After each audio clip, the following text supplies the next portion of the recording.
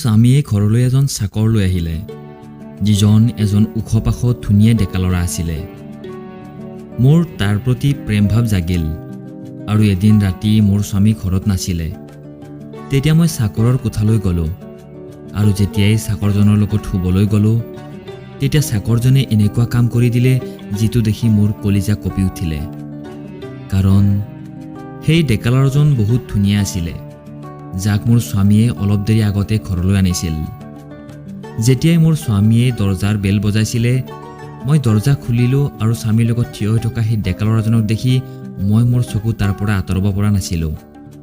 সেই ল'ৰাজন সৌন্দৰ্যৰ ৰাজকুমাৰ আছিলে। তাৰ ৰূপ দেখি মই এইটো পাহৰি গৈছিলোঁ যে তাৰ লগত মোৰ স্বামীও থিয় হৈ আছিলে।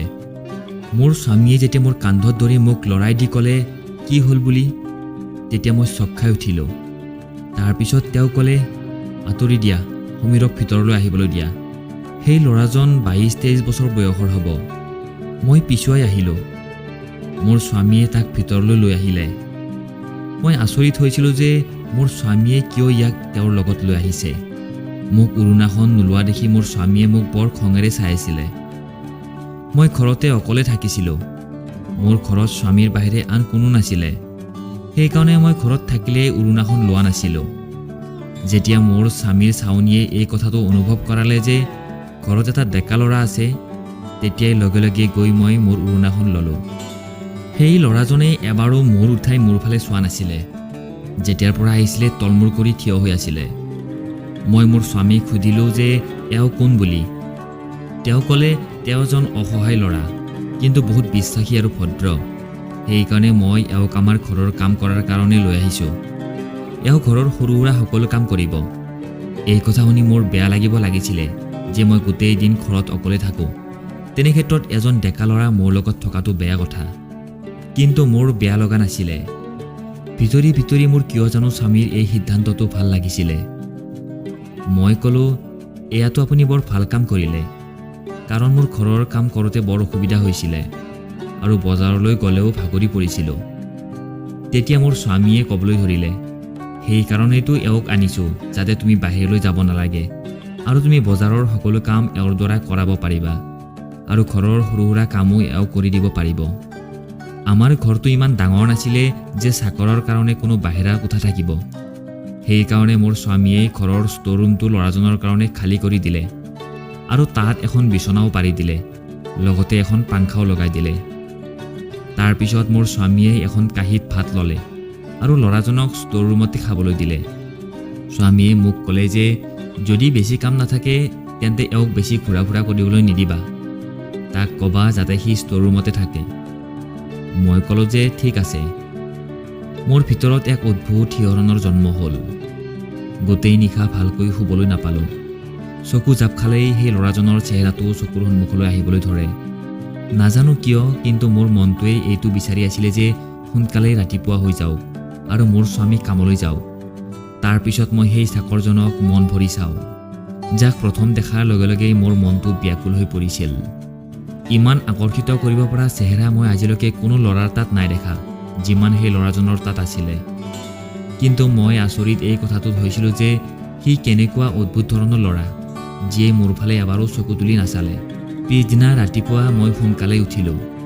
মই পাকঘৰত নাস্তা বনাই আছিলোঁ। তেতিয়াই মোৰ স্বামীয়ে ষ্ট'ৰ ৰুমৰ দৰজাত টুকুৰিয়ালে আৰু ল'ৰাজন বাহিৰলৈ আহিলে। তাৰপিছত তাক ক'লে যে দোকানৰ পৰা ঘৰৰ বস্তুখিনি লৈ আহা আৰু ঘৰৰ কি কাম আছে বাইদেউৰাক সুধি কৰি লোৱা। তাৰপিছত মই তোমাক দোকানলৈ লৈ যাম। এই কথা শুনাৰ লগে লগে মই চিন্তিত হৈ পৰিলোঁ।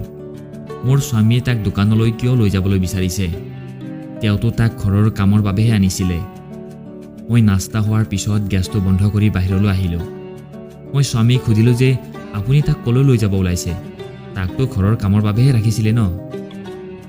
মোৰ কথা শুনি মোৰ স্বামীয়েতো প্ৰথমতে মোৰ ফালে খঙেৰে চাবলৈ ধৰিলে। তাৰপিছত ক'লে, গোটেই দিন ইয়াতে কি কৰিব? এতিয়াও 1 ঘণ্টা আছে, তোমাৰ যি কাম আছে কৰাই লোৱা। মই তাক মোৰ লগত দোকানলৈ লৈ যাম আৰু ৰাতি সি মোৰ লগতে আহিব আৰু ৰাতিও কিবা কাম থাকিলে কৰাই ল'বা। এই কথা শুনি মোৰ মনটো বেয়া লাগিছিলে। তাৰপিছত ল'ৰাজন পাকঘৰলৈ আহিলে। তাৰপিছত ক'লে, বাইদেউ কিবা কাম আছে যদি কওক। মই বেকাকৈ তাৰ ফালে চালোঁ। সি এতিয়াও তলমূৰ কৰি কথা কৈ আছিলে। সি বাইদেউ বুলি মতাৰ লগে লগে মই খঙতে জ্বলি পৰি যোৱা যেন হ'লোঁ। ঠিকেই আছে, মই তাতকৈ বয়সত 2-3 বছৰ ডাঙৰ হ'ম, কিন্তু বাইদেউ যে একেবাৰে নহওঁ। তাৰপিছত মই ক'লোঁ, চোৱা, মোৰ নাম চুমি, মোক চুমি বুলিয়ে মাতিবা। মই ইমান ডাঙৰ নহয় যে মোক তুমি বাইদেউ বুলি মাতিবা। মই তাক বৰ খঙেৰে ক'লোঁ। তাৰপিছত মই খঙেৰে বাচনখিনি চিংকত ৰাখিলোঁ আৰু তাক ক'লোঁ, বাচনখিনি ধুই পাকঘৰটো চফা কৰিবা, তাৰপিছত যাবা। এনেকৈ কৈ মই বাহিৰলৈ ওলাই আহিলোঁ। মোৰ স্বামীয়ে যাবলৈ ৰেডি হৈ আছিলে। তেওঁ ৰেডি হৈ নাস্তা কৰালৈকে ল'ৰাজনে বাচন ধুই পাকঘৰ চফা কৰিলে আৰু তাৰপিছত দোকানৰ পৰা বস্তুখিনিও আনিলে। আৰু তাৰ অলপ সময় পিছতে স্বামীয়ে তাক দোকানলৈ লৈ গ'ল। নাজানো, আজিৰ দিনটো বৰ দীঘলীয়া যেন লাগিছিলে। এনেকুৱা লাগিছিলে কেতিয়া দিনটো শেষ হ'ব। মই বাৰে বাৰে ঘড়ীটোৰ ফালে চাইছিলোঁ। আনদিনা মই কেনেকৈ দিনটো পাৰ হৈ যায় গমেই নাপাওঁ, কিন্তু ঘৰৰ কাম কৰি আজৰি পোৱা নাছিলোঁ। দিনটো বহুত সোনকালে পাৰ হৈ গ'ল যেন লাগিছিলে। আজিতো এনেকুৱা লাগিছিলে যেন সময় ৰৈ গৈছে। মই অস্থিৰ হৈ পৰিলোঁ। বাৰে বাৰে সেই ল'ৰাজনৰ কথাই মনলৈ আহি আছিলে। যেতিয়া ৰাতি মোৰ স্বামী অহাৰ সময় হ'ল, তেতিয়া খৰধৰকৈ মোৰ কোঠালৈ গ'লোঁ আৰু ধুনীয়াকৈ কাপোৰ পিন্ধি মেকআপ কৰিলোঁ আৰু মোৰ চুলিখিনিও মেলি থৈ দিলোঁ। মোৰ বিয়া হোৱা 7 বছৰ হৈ গৈছিলে আৰু আজিলৈকে মই মোৰ স্বামীৰ কাৰণে এনেকৈ সাজি কাচি থকা নাছিলোঁ। বিয়াৰ প্ৰথম এমাহমানলৈকে মই নিজকে অলপ যত্নত ৰাখিছিলোঁ, কিন্তু ইয়াৰ পিছতে মই ঘৰৰ কামত ব্যস্ত হৈ গৈছিলোঁ। কিন্তু নাজানো আজি কিয় মোৰ মনটোৱে বিচাৰিলে যে মই নিজকে সজাই ধুনীয়াকৈ ৰাখোঁ। মই বৰ ধুনীয়াও আছিলোঁ। মোৰ বয়স 30 বছৰ হৈছিলে, কিন্তু মই বহুত ধুনীয়া আছিলোঁ। প্ৰথম দেখাত কোনেও মোক বিয়া হোৱা বুলি নাভাবে। যেতিয়া মই মোৰ স্বামীৰ লগত ক'ৰবালৈ গৈছিলোঁ, তেতিয়া সকলোৱে মোক কৌতূহল দৃষ্টিৰে চাইছিলে, কাৰণ মোৰ স্বামী দেখিবলৈ একেবাৰে ধুনীয়া নাছিলে আৰু মই এগৰাকী সুন্দৰী মহিলা আছিলোঁ। সেইকাৰণে আমাৰ চাকৰজনৰ সৌন্দৰ্য দেখি মোৰ ভিতৰত শুই থকা কামনা জাগি উঠিছিল আৰু মোৰ শৰীৰত গৰম লাভাৰ দৰে উতলি আছিলে। যেতিয়া ৰাতি মোৰ স্বামী ঘৰলৈ আহিছিলে, তেতিয়া মোক দেখি তেওঁ আচৰিত হৈ ৰৈছিল, কিন্তু মোৰ চকু তাৰ ওপৰতে আছিলে। গোটেই দিন নাজানো মই কেনেকৈ কটাইছিলোঁ, কিন্তু সেই ল'ৰাজন বৰ অদ্ভুত আছিলে। সি এবাৰো মোৰ ফালে চোৱা নাছিলে। এই কথাটোৱে মোক ভিতৰি ভিতৰি আৰু জ্বলাই মাৰিছিল। এইফালে মোৰ স্বামীয়ে মোক দেখি বৰ আনন্দিত হৈছিলে। ৰাতিৰ আহাৰ খাই মোক কৈছিলে, আহা জান, আজি তোমাক লং ড্ৰাইভত লৈ যাওঁ। তোমাক আজি বৰ ভাল লাগিছে। কিন্তু মই তেওঁৰ কাৰণেতো ধুনীয়া হৈ থকা নাছিলোঁ। মই যাৰ বাবে ইমান সাজি কাচি আছিলোঁ, তেওঁ এবাৰো মোক চকু তুলি নাচালে। মই ভাবিছিলোঁ সি মোক চাওক আৰু চাই চাই মোৰ সৌন্দৰ্যত বিলীন হৈ যাওক, কাৰণ ময়ো দেখিবলৈ কম ধুনীয়া নাছিলোঁ। কিন্তু সি চিধাই ষ্ট'ৰৰুমলৈ সোমাই গৈছিলে। মই মোৰ স্বামীক ক'লোঁ, মোৰ বৰ মূৰ বিষাইছে। এনেকৈ কৈ মই মোৰ কোঠালৈ গ'লোঁ আৰু বৰ দুখ মনেৰে মোৰ কাপোৰ সলালোঁ আৰু মুখখনো ধুই ল'লোঁ। তাৰপিছত ভাবিবলৈ ধৰিলোঁ কেনেকৈ মই সেই ল'ৰাজনক মোৰ প্ৰতি আকৰ্ষিত কৰোঁ। ৰাতিপুৱা উঠি মই মোৰ স্বামী উঠাৰ আগতে চাদৰ ওপৰলৈ গ'লোঁ, ধোৱা কাপোৰবিলাক মেলি দিলোঁ আৰু চিৰিৰে তললৈ নামি আহোঁতেই মই জানি বুজি মই মোৰ ভৰিখন বেঁকা কৰি দিলোঁ আৰু মই তললৈ পৰি গ'লোঁ। মোৰ ভৰিত বহুত আঘাত পালোঁ। ভৰিৰ আঁঠুটো ফুলি গৈছিল। মই কান্দিবলৈ ধৰিলোঁ, চিঞৰিবলৈ ধৰিলোঁ। মোৰ স্বামী আৰু সেই ল'ৰাজন দুয়ো তেওঁলোকৰ কোঠাৰ পৰা দৌৰি আহিলে। মোৰ স্বামীয়ে যেতিয়া মোক চিৰিৰ তলত পৰি থকা দেখিলে, তেতিয়া সুধিলে যে কি হ'ল। তেতিয়া মই ক'লোঁ যে চিৰিৰ পৰা পিছলি পৰিলোঁ। আৰু যেতিয়া মোৰ স্বামীয়ে মোক উঠাবলৈ ধৰিলে, তেতিয়াতো মই চিঞৰি উঠিলোঁ। মোৰ সঁচাকৈ ভৰিৰ হাড় ভাঙি গৈছিল। মোৰ স্বামীয়ে মোক ধৰি ধৰি গাড়ীত উঠাই হস্পিটেললৈ লৈ গ'ল। ডাক্তৰে ক'লে যে মোৰ ভৰিৰ হাড় ভাঙি গৈছে। মোৰ ভৰিখনত প্লাষ্টাৰ লগাই দিলে আৰু মোক বিচনাত কেইদিনমান জিৰণি ল'বলৈ ক'লে। মোৰ স্বামীয়ে বহুত চিন্তিত হৈ পৰিল যে মই এতিয়া কামলৈ যাওঁ কেনেকৈ। তাৰপিছত ক'লে যে এটা কাম কৰোঁ, সেই ল'ৰাজনকে পঠিয়াই দিওঁ। তাৰপিছত ক'লে, এতিয়াতো তাৰ দোকানলৈ যোৱা কেইদিনো হৈছে, সিটো এতিয়া দোকানৰ কথা একো বুজিব পৰাই হোৱা নাই। মই তেতিয়া ক'লোঁ যে আপুনি দোকানলৈ যাওক, সেই ল'ৰাজনক ইয়াতে থৈ যাওক। যদি মোৰ কিবা বস্তুৰ দৰকাৰ হয়, মই তেতিয়া তাক ক'ম। মোৰ স্বামীয়েও মোৰ কথাত মান্তি হ'ল। তেওঁ কামলৈ গুচি গ'ল। কি লাগে আপোনাক? মই আপোনাৰ কাৰণে ভাত বনালোঁ। মই ভাত বনাবলৈ জানো আৰু পাকঘৰ আৰু গোটেই ঘৰটো চফাও কৰিলোঁ। মই ক'লোঁ যে ইয়াতে বহা। তেনেকৈ কোৱাৰ লগে লগে সি এবাৰ মোৰ ফালে চাইছিলে, কিন্তু সি লগে লগে মোৰ পৰা তাৰ চকু বেলেগ ফালে লৈ গৈছিলে আৰু ৩-৪ খোজ পিছুৱাই গৈছিলে। তাৰপিছত কৈছিল যে আপোনাৰ কিবা বস্তুৰ দৰকাৰ হৈছে তেন্তে মোক কওক। এই কথা শুনি মোৰ তাৰ ওপৰত খং উঠিবলৈ ধৰিলে। মই ক'লোঁ যে মোৰ ভৰি বহুত বিষাই আছে আৰু মোৰ কোঠাৰ ভিতৰত থাকি আমনি লাগিছে, মোক বাহিৰৰ বাৰাণ্ডালৈ লৈ ব'লা। মই বিচাৰিছিলোঁ যে সি মোৰ কাষলৈ আহক। এই কথা শুনাৰ লগে লগে সি ক'লে যে মই এনেকুৱা কৰিব নোৱাৰোঁ, ৰাতি যেতিয়া ছাৰ আহিব তেতিয়া আপুনি বাহিৰলৈ যাব পাৰিব। এনেকৈ কৈ সি মোৰ কোঠাৰ পৰা বাহিৰলৈ গুচি গ'ল। মোৰ তাৰ ওপৰত বহুত খং উঠিবলৈ ধৰিলে। সি নিজকে কি বুলি ভাবে? মই যিমানেই তাৰ ওচৰ চাপিবলৈ বাহানা বিচাৰিছিলোঁ সিমানে সি মোৰ পৰা আঁতৰি গৈছিল। কিন্তু এবাৰ মই সুযোগ পালোঁ। মোৰ স্বামীয়ে কামলৈ যোৱাৰ লগে লগে মই চিঞৰিবলৈ ধৰিলোঁ যেন মই বিচনাৰ পৰা তলত পৰি গৈছোঁ। মই বিচনাত ধৰি ধৰি মজিয়াত বহি পৰিলোঁ। মোৰ ওচৰত থকা লাঠিডালো দূৰলৈ পেলাই দিলোঁ। দেখিলেই যেন লাগে যে মই বিচনাৰ পৰা তলত পৰি গৈছোঁ। ল'ৰাজনে যেতিয়াই মোৰ কোঠাত সোমালে মই চিঞৰিবলৈ ধৰিলোঁ, কন্দাৰা নাটক কৰিবলৈ ধৰিলোঁ। সি মোৰ ওচৰলৈ আহিলে আৰু বাধ্য হৈ মোক উঠাবলৈ ধৰিলে। যেতিয়াই সি মোৰ বাহু তাৰ কান্ধত ৰাখিলে আৰু মোৰ কঁকালত ধৰি মোক উঠাবলৈ চেষ্টা কৰিলে তেতিয়া মোৰ কলিজাটো উতলি উঠিল। এয়াইতো বিচাৰিছিলোঁ মই। সি মোক বিচনাত বহুৱালে। তাৰপিছত মই প্ৰায়ে এনেকুৱা কৰিবলৈ ধৰিলোঁ। মই বাৰে বাৰে তাক মাতোঁ আৰু সি বাধ্য হৈ মোক সহায় কৰিবলৈ লয়। মই বিচাৰিছিলোঁ যে মোৰ অন্তৰংগতাই তাক পাগল কৰি দিয়ক। আৰু এনেও এজন পুৰুষে কোনোবা মহিলাৰ ইমান কাষ চাপিলে কিবা নহয় কিবা তাৰ অন্তৰতো খেলিবলৈ আৰম্ভ কৰিবই। আচলতে মানুহে যেতিয়া বহুত দিনৰ পৰা বিচাৰি থকা বস্তু এটা পায় তেতিয়া সেই বস্তুটোৱে তাক আমনি কৰিবলৈ লয়। মোৰো ঠিক তেনেকুৱাই হৈছিলে। মোৰ বিয়াৰ 7 বছৰ হৈ গৈছিলে, কিন্তু সন্তান হোৱা নাছিলে। মোৰ স্বামীয়ে আজিলৈকে মোক এই বিষয়ে একো কোৱাও নাছিলে। মই এজনী ধুনীয়া মহিলা আছিলোঁ। সেয়ে যেতিয়াই মই কোনো অনুষ্ঠানলৈ যাওঁ তেতিয়া ধুনীয়া ধুনীয়া ডেকা ল'ৰাবিলাকক দেখিলে মোৰ চকু তেওঁলোকৰ ওপৰতে স্তব্ধ হৈ ৰৈছিল। সেই সময়ত মই সেই ল'ৰাবিলাকক দেখি শান্তিৰে উশাহ ল'বলৈ পৰা নাছিলোঁ। সেই সময়ত মোৰ ওচৰত বহি থকা মোৰ স্বামীৰ প্ৰতি ঘৃণা জাগিছিলে। কেতিয়াবা কেতিয়াবা মোৰ এনেকুৱা লাগিছিলে যেন মই আৱেগতে ভুল সিদ্ধান্ত লৈছিলোঁ। মই কেৱল পইচা চাইছিলোঁ, কাৰণ মই মাৰ ঘৰত বৰ অভাৱত আছিলোঁ।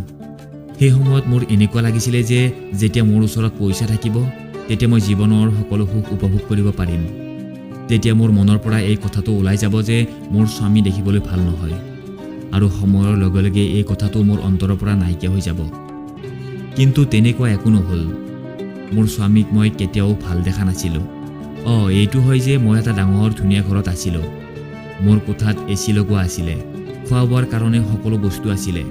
পইচা খৰচ কৰিবলৈ মই ভাবিবলগীয়া নহয়। কিন্তু মোৰ স্বামীৰ সংগৰ প্ৰতি ঘৃণা আছিলে। মোৰ তেওঁক একেবাৰে ভাল লগা নাছিলে। যিমান সময় মই তেওঁৰ লগত থাকিছিলোঁ সেই সময়খিনি মই মানসিকভাৱে বিকাৰগ্ৰস্ত হোৱাৰ দৰে হৈছিলোঁ। এতিয়া না মোৰ টকা পইচা ভাল লগা হৈছিলে না এই ডাঙৰ ঘৰটো। কেতিয়াবা কেতিয়াবা মোৰ এনেকুৱা লাগে যেন মই জীৱনত বহুত ডাঙৰ ভুল কৰি পেলাইছিলোঁ। মোৰ স্বামী যদি মোৰ পচন্দৰ হ'লহেঁতেন তেন্তে মই এটা সৰু কোঠাটো শান্তিৰে জীৱন কটাব পাৰিলোহেঁতেন। মোৰ কামনাই মোৰ ভিতৰত মোক খুলি খুলি খাইছিলে। সমীৰক দেখি মোৰ এনেকুৱা লাগিছিলে যেন মই যি বিচাৰি আছিলোঁ সেয়া মই পাই গ'লোঁ। মই বিচাৰিছিলোঁ যে সিও যাতে মোৰ প্ৰতি আকৰ্ষিত হওক, কিন্তু সি মোৰ ফালে চকুৱে নিদিছিলে। এতিয়া মোৰ ভৰিখন ভালেখিনি ঠিক হৈ গৈছিলে, প্লাষ্টাৰো খুলি দিয়া হৈছিলে, কিন্তু মই জানি বুজি চিঞৰিবলৈ ধৰিছিলোঁ যাতে সি মোক ধৰি উঠাই দিয়ে। মোৰ স্বামীয়ে কৈছিলে যে মই তোমাক এডাল ষ্টেণ্ড আনি দিম, তাৰ সহায়ত তুমি সহজে চলা ফুৰা কৰিব পাৰিবা, আৰু ডাক্তৰেতো কৈছে যে তুমি তোমাৰ ভৰিত নিজৰ ভৰ দিব পাৰিবা। মই খঙেৰে মোৰ স্বামীৰ ফালে চালোঁ। মই ক'লোঁ, ডাক্তৰে কি গম পায় মই কি অসুবিধা পাই আছোঁ? তেওঁতো যি মন যায় তাকেই কৈ দিয়ে। কিন্তু মই এই নাটক কিমান দিনলৈকে কৰি থাকিম? মই মোৰ স্বামীৰ পৰা আঁতৰি থাকিব বিচাৰিছিলোঁ। এদিন মোৰ স্বামী যেতিয়া দোকানলৈ গ'ল তেতিয়া মই দেখিলোঁ যে সমীৰে তাৰ মোবাইলত কাৰোবাৰ লগত কথা পাতি আছে। তাৰ ওচৰত এটা নকিয়াৰ সৰু মোবাইল আছিলে। সি কথা পতাত ব্যস্ত আছিলে। মই এতিয়া খোজ কাঢ়িব পৰা হৈছিলোঁ। মই লাহে লাহে তাৰ কোঠাৰ ওচৰলৈ গ'লোঁ। সি কাৰোবাক কৈ আছিলে যে মই সোনকালে মাক তোমাৰ ঘৰলৈ পঠিয়াম। এতিয়াতো মই কামো পাই গৈছোঁ, তোমাৰ দেউতায়ো এতিয়া মানা কৰিব নোৱাৰে। মই বহুত সোনকালেই বিয়া পাতি তোমাক চহৰলৈ লৈ আহিম। এই কথা শুনি মোৰ মূৰত বিনামেঘে বজ্ৰপাত হোৱাৰ দৰে হ'ল। মইতো সমীৰক বহুত ভাল পাই পেলাইছিলোঁ। মই তাৰ পৰা আঁতৰি থাকিব নোৱাৰোঁ। মই বিচাৰিছিলোঁ যে সিও মোক ভাল পাওক, কিন্তু সিটো কোনোবা বেলেগ ছোৱালীৰ জালতহে ফচি আছে। মই লাহে লাহে নিজৰ কোঠালৈ গ'লোঁ। এইটো সময়ত মোৰ অলপো ভাল লগা নাছিলে। মোৰ এনেকুৱা লাগিছিলে যেন সেই ছোৱালীজনীক মই মোৰ সন্মুখত পাওঁ আৰু তাইক ডিঙি চেপি মাৰি পেলাওঁ। সমীৰে মোৰ বাহিৰে আন কোনো ছোৱালীক কেনেকৈ ভাল পাব পাৰে? মই আইনাৰ সন্মুখত নিজকে চালোঁ। মই বহুত ধুনীয়া আছিলোঁ।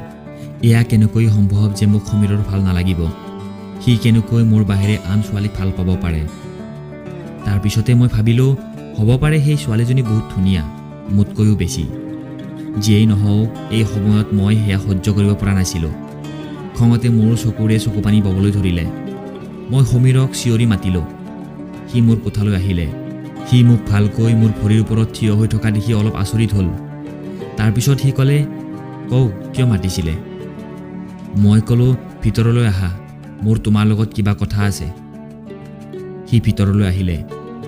মই তাক ক'লোঁ যে মই তাক ভাল পাওঁ। এই কথা শুনি সি থতমত খালে। প্ৰথমবাৰ সি মোৰ চকুলৈ চাইছিলে।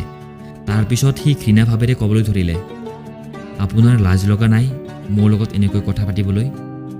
মই ক'লোঁ, তুমি হয়েই এনেকুৱা, তাত মোৰ কি দোষ? তাৰপিছত মই মোৰ আলমিৰাৰ লকাৰ খুলি তাক বহুত পইচা উলিয়াই দিলোঁ। এয়া দেখি সি আচৰিত হৈ গৈছিল। তাৰপিছত মই ক'লোঁ, তোমাক পইচাৰে ভৰাই দিম যদি তুমি মোৰ ইচ্ছা। মই কথা শেষ কৰিবই নাপালোঁ। সি জোৰকৈ মোৰ গালত এটা চৰ মাৰিলে আৰু ক'বলৈ ধৰিলে, ইয়াৰ পিছত যদি আৰু এটা শব্দ কয় তেন্তে মই মালিকক সকলো কথা কৈ দিম যে আপোনাৰ কেনেকুৱা চিন্তাধাৰা। মইতো সদায় আপোনাক ডাঙৰ বাইদেউ বুলি ভাবি লৈছিলোঁ। আপোনাৰ অলপো লাজ নালাগিলে মোৰ বিষয়ে এনেকৈ ভাবিবলৈ? মই তাৰ চৰটোৰ পৰা সিমান আঘাত পোৱা নাছিলোঁ যিমান সি মোক বাইদেউ বুলি কোৱাৰ পৰা পাইছিলোঁ। মই ক'লোঁ, নহয়, মই তোমাৰ বাইদেউ। মই তোমাক ভাল পাই পেলাইছোঁ। মই তোমাৰ প্ৰেমত পাগলী হৈ গৈছোঁ। মই যিকোনো মূল্যৰ বিনিময়ত তোমাক পাব বিচাৰোঁ। আৰু যিজনী ছোৱালীৰ লগত তুমি বিয়াৰ কথা পাতি আছিলা, সেই বিয়াও মই হ'বলৈ নিদিওঁ। আৰু যদি তুমি মোৰ স্বামীক কিবা ক'বলৈ চেষ্টা কৰা, তেন্তে তুমি ভাবিবও নোৱাৰা মই তোমাৰ লগত কি কৰিব পাৰোঁ। মই জেদী হৈ গৈছিলোঁ। মই এজনী প্ৰেমিকাৰ দৰে চিঞৰি চিঞৰি তাক কথাবিলাক কৈছিলোঁ। এই কথা শুনি সি লগে লগে কোঠাটোৰ পৰা ওলাই গ'ল। তাৰ পিছদিনা সি যিবিলাক কথা ক'লে সেয়া শুনি মই অজ্ঞান হোৱাৰ দৰে হৈ পৰিছিলোঁ। সি মোৰ স্বামীক ক'বলৈ ধৰিলে যে মই আপোনাৰ চাকৰি নকৰোঁ। তেতিয়া তেওঁ ক'লে, কিয় কৰিব নোৱাৰা? কি তুমি পাহৰি গ'লা যে তুমি মোৰ তাত 2 বছৰৰ কাৰণে চুক্তি কৰিছিলা? সেইদিনা তুমি মোৰ আগত হাতযোৰ কৰি কান্দি আছিলা যে ছাৰ কাম এটা দিয়ক, আৰু এতিয়াতো তোমাৰ কাম কৰাৰ 2 মাহো নাই হোৱা। সি ক'বলৈ ধৰিলে, মই আপোনাক কাৰণ ক'ব নোৱাৰোঁ। মোৰ স্বামীয়ে খঙেৰে তাক ক'লে, ঠিক আছে, যি পইচা তুমি এডভান্স লৈছিলা সেই পইচা মোক উভতাই দিয়া। সম্পূৰ্ণ 2 লাখ টকা মই তোমাক এনেই দিয়া নাছিলোঁ যে 2 মাহতে কাম এৰি গুচি যাবা।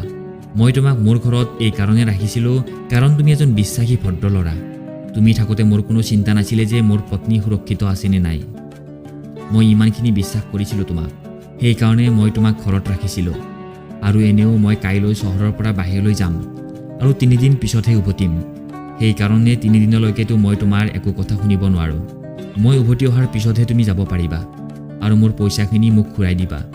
মোৰ স্বামী 3 দিনৰ কাৰণে ক'ৰবালৈ গৈ আছে। এই কথা শুনি মই বৰ ফূৰ্তি পাইছিলোঁ। এই 3 দিনত মই সমীৰৰ লগত মোৰ সকলো কামনা পূৰণ কৰিব পাৰিম। সমীৰে এই কথা শুনি বৰ চিন্তিত হৈ পৰিছিল। পিছদিনা মই মোৰ স্বামীৰ বেগত সকলো লাগতিয়াল সামগ্ৰী ভৰাই দিলোঁ। মোৰ স্বামীয়ে ক'লে যে তাৰ ওপৰত অলপ নজৰ ৰাখিবা, পলাবলৈ যাতে চেষ্টা কৰিব নোৱাৰে। 2 লাখ টকা এডভান্স লৈ থৈছে। তাৰ ভনীয়েকৰ বিয়াৰ কাৰণে পইচা কম হৈছিলে বুলি কৈ মোৰ পৰা এডভান্স লৈছিলে। মই এতিয়াহে বুজিব পাৰিলোঁ যে সি কিয় আমাৰ ঘৰত কাম কৰি আছিলে। মোৰ স্বামী ওলাই গ'ল আৰু সমীৰো দোকানলৈ গ'ল। যেতিয়া ৰাতি সি দোকানৰ পৰা আহিলে তেতিয়া মই পাতল শাৰী এখন পিন্ধি সাজি কাচি তাৰ সন্মুখত থিয় হৈছিলোঁ।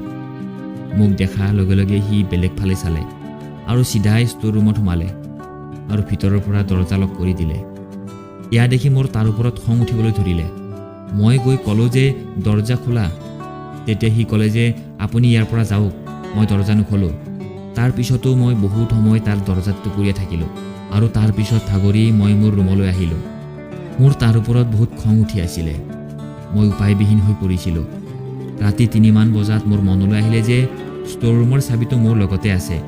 মই চাবিপাত উলিয়ালোঁ আৰু লাহে লাহে ষ্ট'ৰ ৰুমৰ দৰজা খুলিলোঁ। সন্মুখত সমীৰে গাত চাদৰ লৈ মূৰটো ঢাকি শুই আছিলে। মই লাহে লাহে ষ্ট'ৰ ৰুমৰ দৰজাখন বন্ধ কৰিলোঁ আৰু তাৰ বিচনাত গৈ শুই দিলোঁ।